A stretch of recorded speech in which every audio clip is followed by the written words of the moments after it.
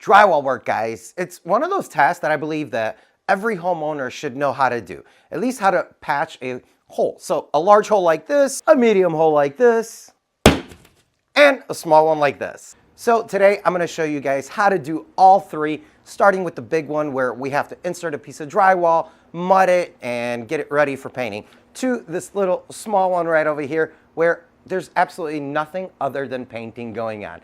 Super easy, and I know it sounds crazy, but we're gonna get it done. Welcome to the Komar Project.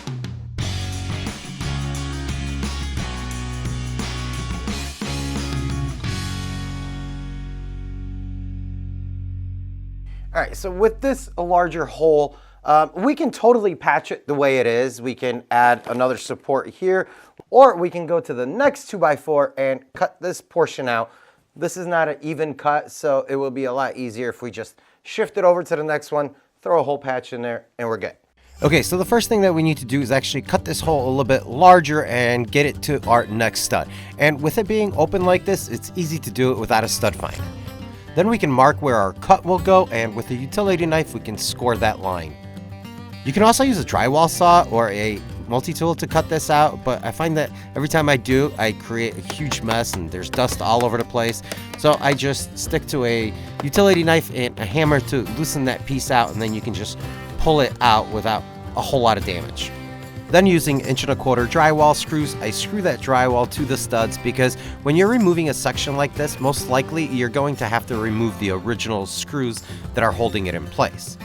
Then I can clean up the edges of the corners with a utility knife, and that will make inserting the new drywall much easier for us down the road.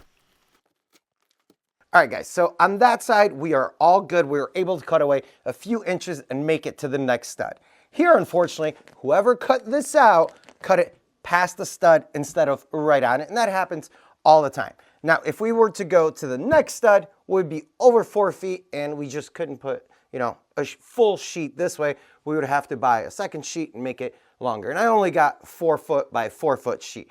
So to fix this, we're gonna need a piece of 1x.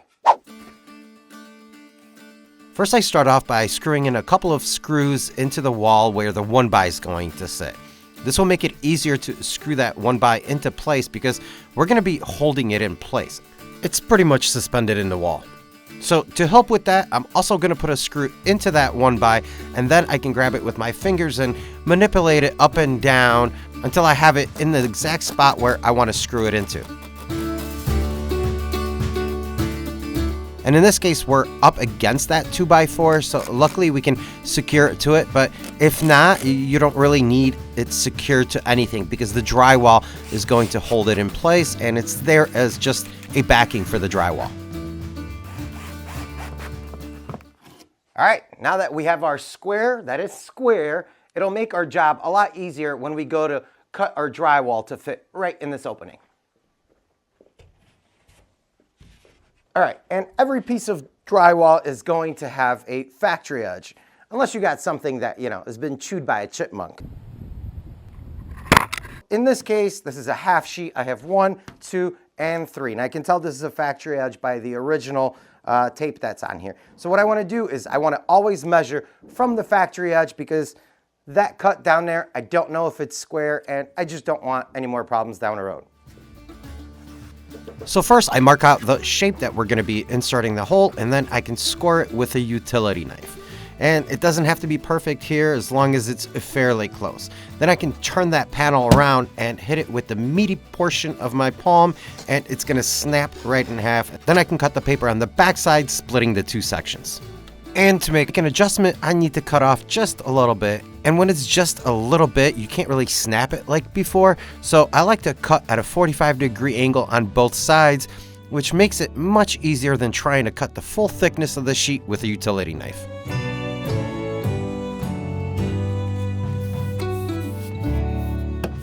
Once I'm happy with the fit and I don't have to force it into the opening, I can secure it using drywall screws, making sure that I don't break the paper on the sheet. You want that screw to be just below the surface of the drywall. And it's okay if the gaps are a little different sizes all the way around because the mud is going to cover that anyway. But I try not to leave my gaps bigger than 1/2 inch. All right, so now we have our larger hole patched up. We're going to move on to our medium or schmedium size hole. And this one doesn't have any studs anywhere here. What we can do is actually just run a piece of wood through here, and then we're gonna cut this out, even some more.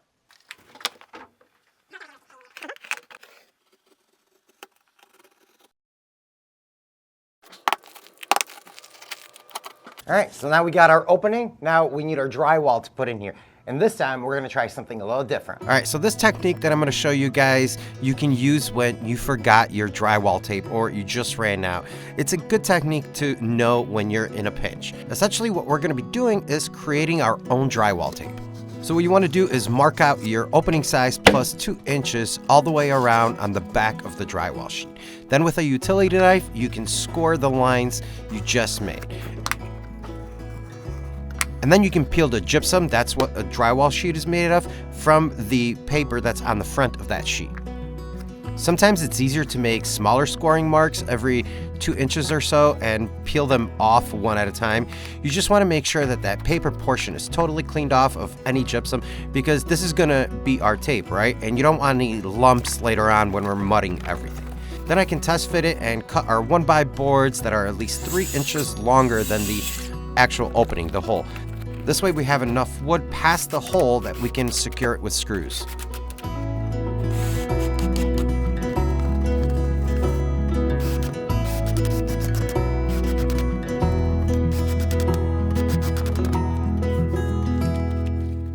All right, so now I'm ready for the mudding, and I'm gonna be using mesh on this project. And it really doesn't matter which way you go, whether you go with a mesh or you go with a tape.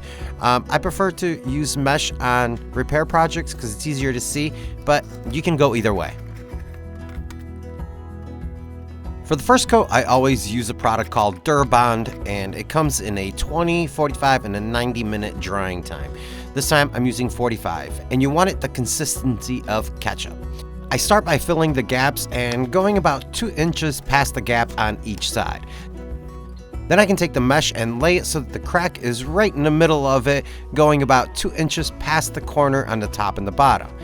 Then with a 5-inch trowel, I can remove the excess of that Durabond, leaving just enough so that that mesh is completely covered or those little squares are filled in.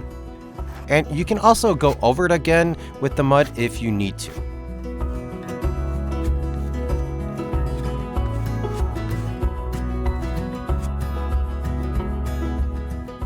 So I do this on all 4 sides, making sure that that mesh overlaps on all the corners. And this stuff, guys, dries really hard. So you want only enough to fill those gaps and to keep that mesh on a wall. There's no need to float it out. We're gonna be doing that on the next 2 coats. And if you have a depression in a wall where it looked like somebody put their elbow through it, there's actually no need to put a patch on it. There's drywall behind there, right? So what you wanna do is just fill it with the Durabond and put your mesh right over that and just kind of fill that area in. We're gonna be floating that out as well a little bit later.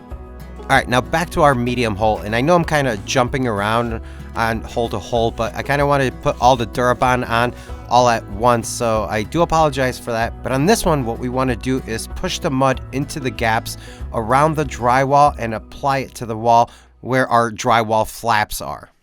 After I have quite a bit of mud back there, I can take those flaps and press them with my trowel onto the mud-covered wall. This is going to act as our tape, and tape is pretty much the same thing that you see on the front side of a drywall sheet. So this is going to just act in its place. And what I'm trying to do here is get those flaps wet from the back side, meaning that they actually have good contact to the wall. And you can actually see that the color of them is changing right now, so it's getting a little bit darker, and that's indicating to me that we're doing it right. After it dries, it turns completely white and should look something like this.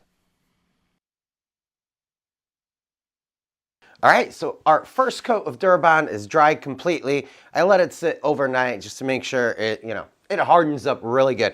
And like I mentioned before, this stuff's super hard. So next, I'm just gonna take my spatula and just run it through this entire square just to make sure I don't have any jagged edges or trowel marks from applying it. Then I can take a sanding sponge and just run it across this entire area, making sure that I feather it out a little bit. And I'm barely putting any pressure on it. I'm just sanding it down just to smooth it out a little bit, and does not have to be perfect whatsoever, because now we can apply our 2 coats of finishing compound.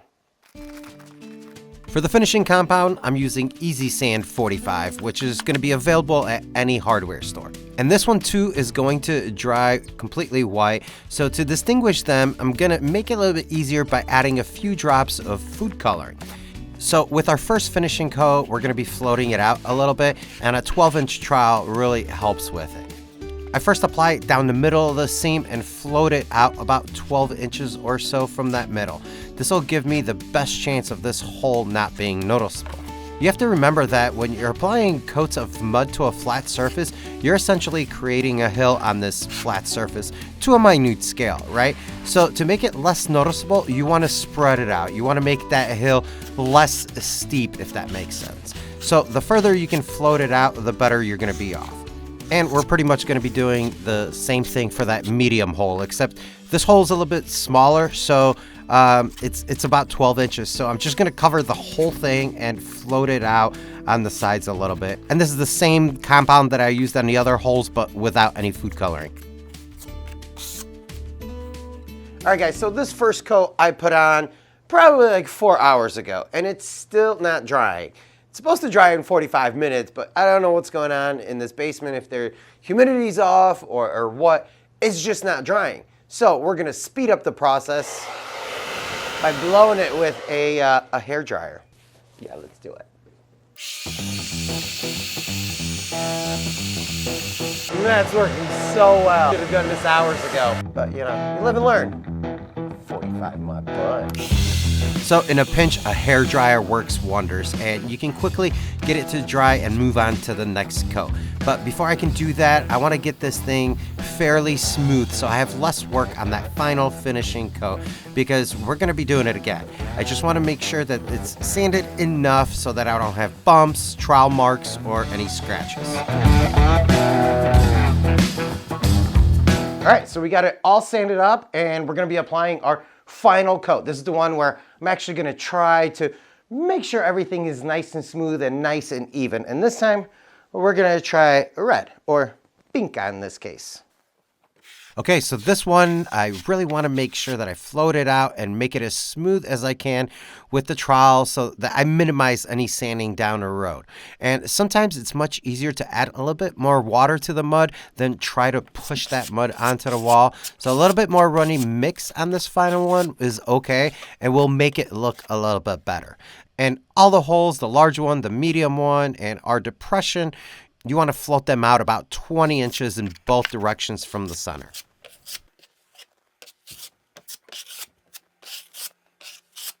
All right, so this is our final coat, and I'm gonna let this thing marinate overnight. Tomorrow we're gonna come back, sand it, and finish it off. We're gonna paint it. And we still have this little hole.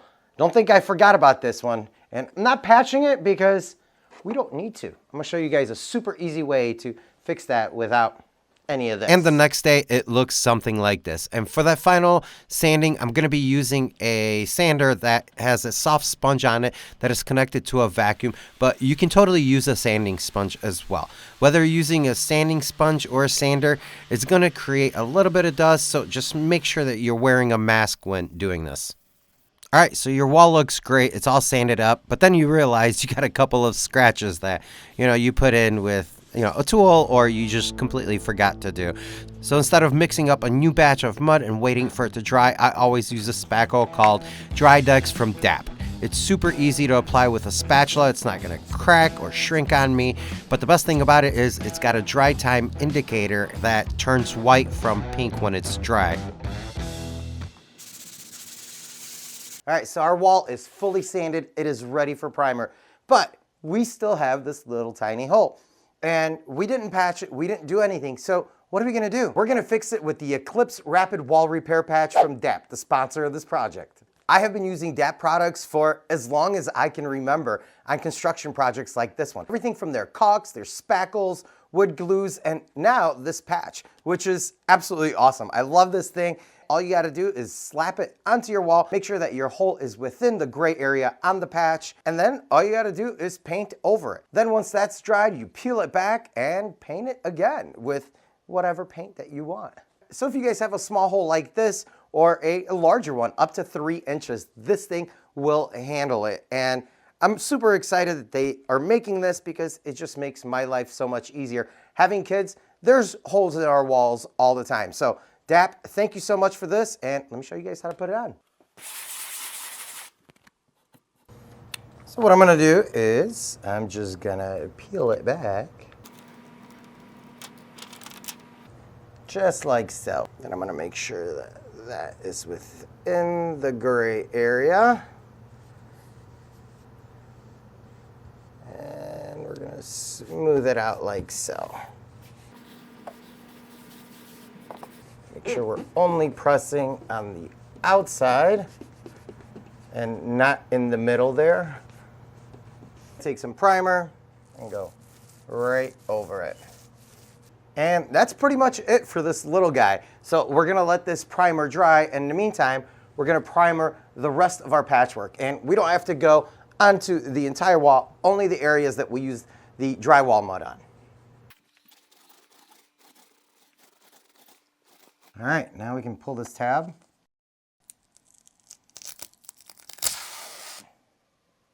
And peel it off.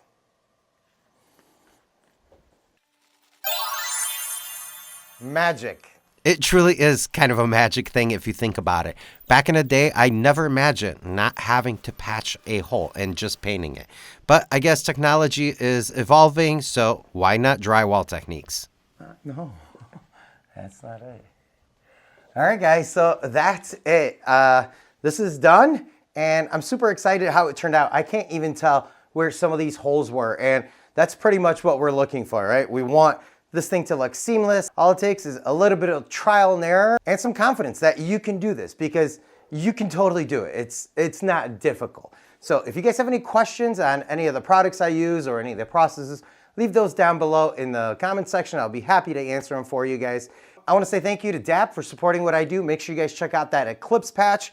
That hole was somewhere over here and I cannot find it. I'm gonna have a link to it in the description below, plus all the other products that I absolutely love from them, their caulks, their glues, all that stuff. Thank you so much for joining me on this experience. Make sure you guys hit that subscribe and the bell notification so you don't miss upcoming tips and tricks videos. I have something really special lined up here in the next couple months that I cannot wait to share with you guys, but it's gonna have to wait. So make sure that that bell icon is checked and you'll be notified when I release a video.